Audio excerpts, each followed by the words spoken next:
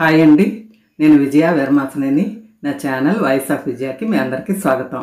Friends, నా చేతిలో చూసారా మడత కాజా తింటున్నాను. అప్పుడే వేడివేడిగా తీసిన మడత కాజా, జ్యూసీగా ఉన్న మడత కాజా తినే అదృష్టం ఈ మధ్య నాకు కలిగిందనమాట. అది కూడా స్వీట్ షాప్లో లోపల కార్ఖానాలో తయారు చేసే చోట. నిజంగా ఎంత అదృష్టమో కదా. నేను ఆ మధ్య ఏలూరు వెళ్ళినప్పుడల్లా నేను అక్కడి నుంచి మడత కాజా తెచ్చుకుంటాను మా ఊరు వచ్చేటప్పుడు. ఎందుకంటే అక్కడ ఉన్న రాజరాజేశ్వరి స్వీట్ హోమ్, దీన్నే చెన్నావారి స్వీట్ షాప్ అంటారనమాట. అక్కడ స్వీటు మడత కాజా చాలా బాగుంటుంది. ఇదిగోండి, షాప్లోకి రాగానే కౌంటర్ దగ్గర నుంచి స్ట్రైట్గా వెళ్తే ఇక్కడ ఇద్దరు తయారు చేస్తున్నారు ఈ మడత కాజాను. అప్పటికి కొలతలన్నీ వేసేసి పిండి కలిపేశారనమాట. అతను చూపించిన డబ్బాతో 5 డబ్బాలు మైదాపిండి, జల్లించిన మైదాపిండి తీసుకుని అక్కడ గ్రైండర్ లాంటి మిక్సర్ ఉంది చూసారా, దానిలో వేస్తారట. వేశాక 4 టేబుల్ స్పూన్లు వంట సోడా వేస్తారంట. 5 డబ్బాలు ఇందా చూపించిన డబ్బాతో 5 డబ్బాలు మైదాపిండికి 4 టేబుల్ స్పూన్లు వంట సోడా, అలాగే 8 టేబుల్ స్పూన్ల దాకా బేకింగ్ పౌడర్ వేస్తారట. ఇవన్నీ కూడా ఆ మిక్సర్లోనే వేసేస్తారు, దానిలోనే కలుపుతారంట పిండి.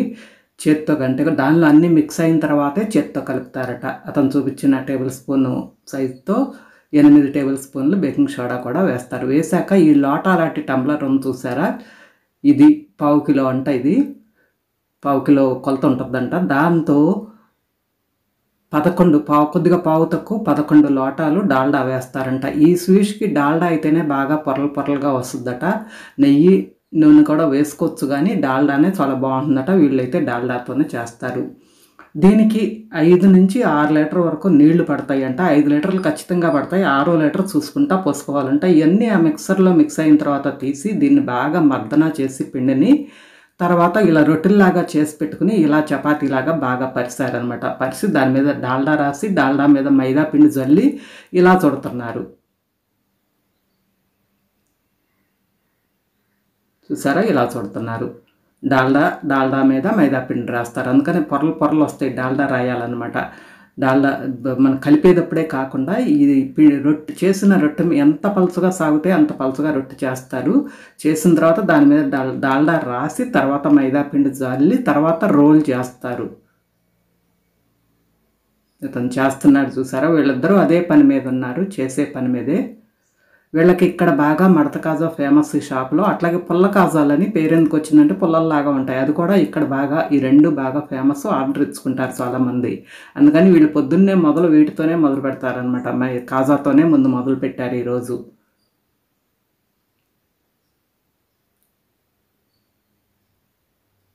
మనం ఇంట్లో చిన్నగా చేసుకునేటప్పుడైతే మామూలుగా చేసుకోవచ్చు, కానీ మిక్సర్ అక్కర్లేదు, చేత్తో కలిపేసుకోవచ్చు పిండి. ఈ చివర్లు తీసేస్తున్నారండి, కొంచెం సరిగ్గా రావు కదా. చివర్లు తీసేసి ఇలా ముక్కలుగా కోస్తున్నారు. ఆ రోల్ చేసిన వాటిని, ఆ పిండిని పలుచగా డాల్డా రాసి మైదా జల్లారు కదా, దాన్ని అలా రోల్ చేసుకుని దాన్ని ఇలా కట్ చేసుకుంటున్నారు. వీళ్ళ షాప్లో ఈ సైజులో చేస్తారు, అందుకని చెప్పి ఈ సైజులో చేసుకుంటున్నారు. కొన్ని షాపుల వాళ్ళు ఇంకా చిన్నగా చేస్తారు, వాళ్ళు ఇంకొంచెం చిన్నగా కట్ చేసుకుంటారు. ఇలా ఈ రోల్స్ అన్నీ తయారు చేసి పెట్టుకున్న రోల్స్ అన్నీ కూడా ఇలా కట్ చేసి పెట్టుకుంటున్నారు.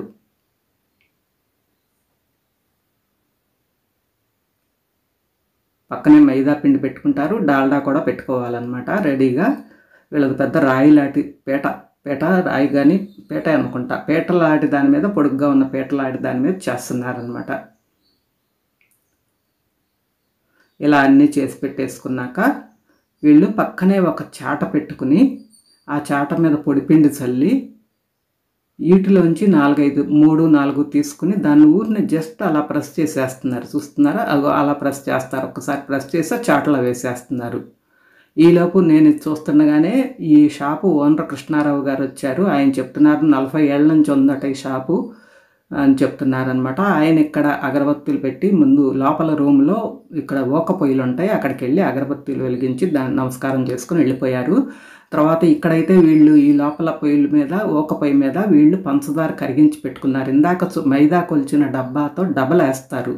అంటే ఇందాక చూసాం కదా, 5 తెల్ల డబ్బాలు మైదా వేశారు కదా, దానికి డబల్ 10 డబ్బాలు పంచదార వేసి 2.5-3 డబ్బాలు నీళ్లు పోసి నానబెట్టి దాని పాకానికి అంటించుకుని ఉన్నారనమాట. పాకం పడటానికి బాగా కాగిన పొయ్యి మీద పెట్టి బాగా కాగిన నూనె బాగా కాగాక దాన్ని కిందకి దింపి మాత్రమే ఈ లోపల నుంచి వచ్చిన ఆ కాజాలు అందులో వేశారు. వేసి బాగా కింద బాగా తిప్పాలి, అటు ఇటు తప్పితే అపక పెట్టరు అనమాట. దాన్ని బాగా తిప్పిన తర్వాత మళ్ళీ పొయ్యి ఎక్కిచ్చారు. కలర్ రావటం కోసం మళ్ళీ పైకి ఎక్కిచ్చారనమాట. ముందు నూనె బాగా కాగాక కిందకి దింపి ఆ కాజాలు వేయటం మూలంగా గుళ్ళు వస్తాయి లోపల, పొరలు పొరలు రావడానికి అదే కారణం అనమాట. తర్వాత ఇప్పుడు మళ్ళీ పొయ్యి ఎక్కిచ్చి పక్కన పొయ్యి మీద పంచదార పాకం వచ్చేస్తుంది ఆల్రెడీ. ఆ పాకం బాగా నురుగొచ్చి పైకి పొంగుతుందని పక్కకు కొంచెం తీసి పెట్టుకుంటున్నారు. లోటాతో ఒక కాడగిన్నెతో మళ్ళీ కలుపుతూ ఉంటున్నారు అనమాట. ఆ పొంగు కొంచెం తగ్గిన తర్వాత మళ్ళీ కలుపుతూ ఉంటున్నారు. అట్లా చేస్తున్నారు ఇక్కడ. చూసారా ఇలా అనమాట. ఇదిగోండి నేను కూడా ఒక చెయ్యేసాను. పొయ్యి ఎక్కిచ్చారు కదా కాజాలు, నేను కూడా అపక పెట్టి తిప్పకూడదు, వాళ్ళైతే తిప్పట్లేదు కానీ ఊరికనే ఒక వీడియోకి ఒక పోజ్ ఇద్దామని చెప్పి అలాగా కలుపుతున్నాను అనమాట. నా ముచ్చట నేను ఎలా తెచ్చుకుంటున్నాను ఈ షాప్లో. ఇదండి, కొద్దిసేపే వాళ్ళని డిస్టర్బ్ చేయటం ఇష్టం లేక. ఇక్కడ పాకం అయితే ఇదిగో ముందు తీసి పక్కన పెట్టుకున్న పాకం కూడా పొంగు తగ్గిన తర్వాత మళ్ళీ కలుపుతూ ఉంటున్నారు అనమాట. ఈ పాకం గులాబ్ జామ్ పాకం కంటే కొంచెం ఎక్కువ రావాలి, బెళ్ళ పాకం కంటే తక్కువ రావాలన్నమాట. అంటే జిగురు వచ్చేలాగా రావాలి పాకం. వీళ్ళు పొయ్యి మీద కాజాలు కలర్ వచ్చాక మళ్ళీ కిందకి దింపేశారు. దింపేసిన తర్వాత పాకం కూడా రెడీ అయిపోతుందండి. పొంగు తగ్గిపోయి జిగురు వచ్చేస్తుంది పాకం కూడా.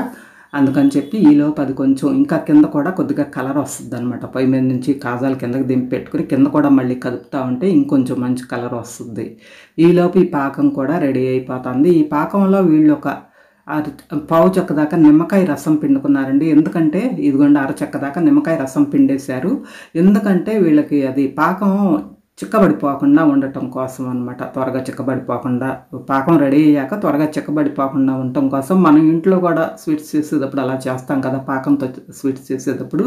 అలాగే వీళ్ళు కూడా అదే టెక్నిక్ చేస్తున్నారు. వాళ్ళ దగ్గర నుంచి మనం నేర్చుకున్నాయి అనుకోండి ఇలాంటివన్నీ. చూడండి బాగా జిగురు వచ్చేసినట్టు, బాగా పాకం వచ్చేసినట్టు పొంగులు బట్టి తెలుస్తుంది మనకి. పొంగు తగ్గిపోయి ఇక తేటగా అయిపోతుంది అనమాట. అదే గుర్తు, పొంగులు తగ్గిపోతాయి పంచదారలో. ఇప్పుడు వీళ్ళు దీనిలో కొంచెం ఆలం కూడా వేస్తున్నారండి. ఆలం అంటే మీకు తెలుసు కదా, నీటిని శుద్ధి చేయడానికి వాడతారు. అంటే అది ట్రాన్స్పరెంట్గా ఉంటుందన్నమాట. చూసారా, దీన్ని పొడి చేసి ఇలా ఇంత వేసారండి, 1 టేబుల్ స్పూన్ దాకా వేశారు. ఇదెందుకంటే షైనింగ్ రావటం కోసం అనమాట. మనకి పైన కాజా షైనింగ్గా ఉంటుంది కదా, షైనింగ్ రావటం కోసం ఈ ఆలం వేస్తారు. పటిక అంటారు దీన్ని. పటిక బెల్లం కాదు, పటిక అంటారు. దాన్ని కూడా వేసేసి వీళ్ళు కిందకు దింపేశారు పాకాన్ని కూడా.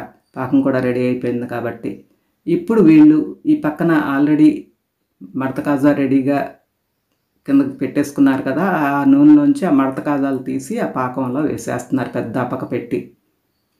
దాన్ని నొక్కుతున్నారు తప్పితే ఆ పాకంలో ఉన్నదాన్ని అటు ఇటు కదిలించట్లేదు, చితుకుతాయి అనమాట. అందుకని ఆ జాగ్రత్త తీసుకుంటున్నారు. జస్ట్ అలా నొక్కుతున్నారు.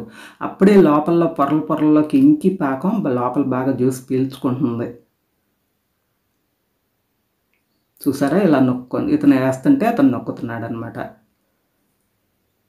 ఇలా తీసిన ఆ వాయిలోంచి మొత్తం మడత కాజాలు ఎన్ని వేయించారో అన్నీ కూడా పాకంలో వేసేసుకున్నారు. వేసేసుకున్న తర్వాత మిగిలిన నూనె కాగే ఉంది కదా, దానిలో మళ్ళీ లోపల నుంచి తెచ్చిన ఇవి వేసేసి కిందే కొద్దిసేపు తిప్పి మళ్ళీ వాటిని రెండో వాయి మళ్ళీ దాన్ని పొయ్యి ఎక్కించుకుంటారనమాట. ఈలోపు ఆ పక్కన బాగా పాకం నొక్కితే పక్కబెట్టి అదుముతూ ఉంటే బాగా పాకం పీల్చుకుంది కదా, దాన్ని ఒక మా అమ్మ, అక్కడున్న 3-4 ఆడవాళ్ళు పనిచేస్తున్నారు. ఒక పెద్ద మా అమ్మ అక్కడ పెద్ద పళ్ళెంలో వాటిని పరుస్తుంది. ఆల్రెడీ కొంచెం పీల్చేసుకుంది. చూసారు, కారట్లేదు కింద పోసినా కానీ. నాకొక్కటి చిన్న బౌల్లోకి తీసిస్తున్నారు వేడి రుచి చూస్తానని చెప్పి. నిజంగానండి, దీని రుచి నేను చెప్తే కాదు కానీ తింటేనే తెలుస్తుంది.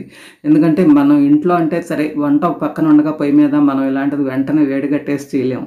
ఇక్కడంటే నాకు ఖాళీగా నేను తినడానికే చూడటానికే వచ్చాను కాబట్టి నేనైతే ఈ వేడిది ఒకటి తింటున్నాను. దీని రుచి అద్భుతం అండి నిజంగా. అందులో ఎలాంటి తయారయ్యే చోట తింటే కనుక దీని రుచి ఇంకా పెరిగినట్లుగా అనిపించింది నాకైతే. ఎంతో బాగుందండి, జ్యూసీగా లోపలికి కారుతా చాలా పొరలు బాగా వచ్చి లోపలికి చాలా టేస్టీగా ఉందన్నమాట నాకైతే. ఆ పెద్ద పళ్ళెంలోంచి స్వీట్ షాపుల్లో ట్రేలు ఉంటాయి కదా, దానిలోకి మారుస్తుంది. ఇవన్నీ కౌంటర్లోకి వెళ్ళిపోతాయి అనమాట. కొద్దిగా ఆరిన తర్వాత ఆర్డర్లను బట్టి వాళ్ళు అట్టపెట్టెల్లోకి ప్యాక్ చేసేసుకుంటారు. చెప్పాను కదా, 2-3 వర్కర్స్ ఆడవాళ్ళు వీళ్ళ చేతి కింద ఉన్నారు, వంట మాస్టర్ల చేతి కింద.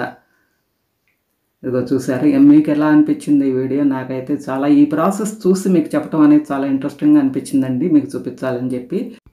ఇక్కడ వీళ్ళు ఎలా చేశారో చూశాను కాబట్టి ఇంట్లో చిన్న మొత్తంలో రేపు వచ్చే ఎన్ని పండగలే కాబట్టి ఒక ట్రైల్ వేద్దామని చెప్పి అనిపిస్తుంది నాకు. తప్పకుండా వేస్తాను, అది మీకు కూడా చూపిస్తాను అనుకోండి, వీడియో పెడతాను అనుకోండి.